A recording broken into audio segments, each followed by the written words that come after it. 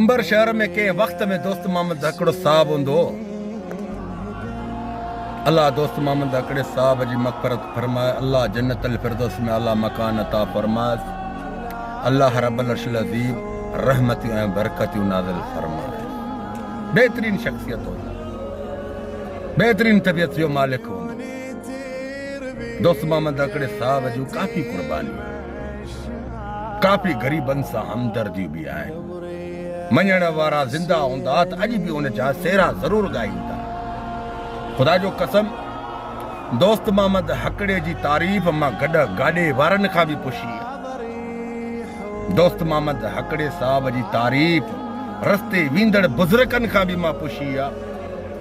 दोस्त मोहम्मद हकड़े साहब जी तारीख़ ख़ुदि बि लिखियल आहे। हिकु बेहतरीन शख्सियत, सुठी तबियत जो मालिक हुयो। गरीबन सां ॾुखे वक़्त में कम अचण वारी शख्सियत हुई। मगरिब जे वक़्त खां बाद में कोई ख़ैर कंबर जे शहर में नज़र न ईंदो। जेकॾहिं मजबूरी तौर गाड़ी निकिरी वई, बस मूंखां क्रॉस करे मूंखां हिकिड़ो तकड़ी हली वई त पोइ दोस्त मोहम्मद हकड़े साहब उते मुसाफ़िर घर बि ठाराया। उन मुसाफ़िरनि घरनि में खाधो पीतो बि पहुचाईंदो। केतिरे क़दर जो थाणा हिकिड़ो कंबर जे शहर मां माण्हू पकड़ींदा, उनजे लाइ बि लाड़काने थाणे ते सीड़जी वेंदा।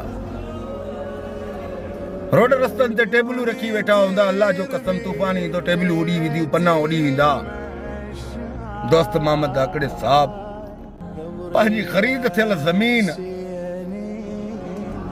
थाणे वारनि खे ॾिनी। जेको अॼु असांजे कंबर जो थाणो माशाअल्लाह तबारक अल्लाह, जिते हथियारनि सां पकतल ट्रक अॼु बि बीठी आहे, इहा सॼी प्रॉपर्टी दोस्त मोहम्मद हकड़े साहब जी। वेंदे ग्राउंड बि, हाई स्कूल, गर्ल्स स्कूल बि, गर्ल्स स्कूल जेके आहिनि इहे दोस्त मोहम्मद हकड़े साहब ठाराया। माशाअल्लाह नौजवाननि जे लाइ, गर्ल्स जे लाइ बेहतरीन दोस्त मोहम्मद हकड़े साहब कम कराया। ऐं शनास एतिरी हुई कंहिंजी मजाल आहे जो ॿाहिरियों अचे करे कंबर शहर वारनि सां ज़्यादती करे, या कंबर शहर वारनि जी ज़्यादती खे ॿार ते बर्दाश्त करे। मूंखे अॼु ॾुख आहे जो कंबर शहर वारा असली शहर वारा जेके कंबर में अॼु बि रहनि था, दोस्त मोहम्मद जी तारीख़ दिल दिमाग़ में रखी बीठा आहिनि, जो अॼु बि नथा सम्झी सघनि।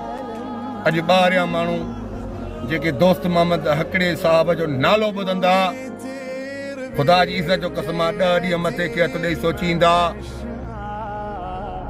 दोस्त मोहम्मद हकड़े साहब केॾो बि ताक़तवर में ताक़तवर छो न हुजे उन दौर में बि, पर कंबर में मगरिब खां बाद में नज़र न ईंदो। अॼु उहो कंबर जंहिं कंबर खे ॾिनो घटि वियो आहे, जतायो घणो वियो आहे। मुंहिंजी दुआ आहे अल्लाह रब्बुल अर्शिल अज़ीम जे आॾो त अल्लाह कंबर खे अंबर ज़रूर कंदो, पर अंबर बि उहे ई कंदा जेके कंबर जा वारिस आहिनि। हकड़ा सां अल्लाह कंदो। दोस्त मोहम्मद हकड़े साहब उनजी आल औलाद मां कोई त ईंदो जेको कंबर खे इंशाअल्लाह अंबर ई भराए ॾेखारींदो। कीन कयो कंबर वारो, तव्हांजा वॾा जेके असली कंबर वारा आहिनि, मां उन्हनि खे थो चवां, कंबर वारो तव्हांजे वॾनि जे मथां दोस्त मोहम्मद हकड़े जूं वॾियूं महिरबानियूं थियल आहिनि। अल्लाह जी इज़त जो कसम, दोस्त मोहम्मद हकड़े साहब तव्हांजा वॾा ज़िंदा आहिनि न, को अथव घर में कुराड़ो? तव्हां पंहिंजे कुराड़े खां कंहिंखां पुछो जेके कंबर जा आहियो, पुछो दोस्त मोहम्मद हकड़े। मां चैट जीबी आहे न, चैट जीबी, उन में लिख कंबर अली खान दोस्त मोहम्मद हकड़ो साहब, दोस्त मोहम्मद हकड़ो साहब की पहचान बताओ।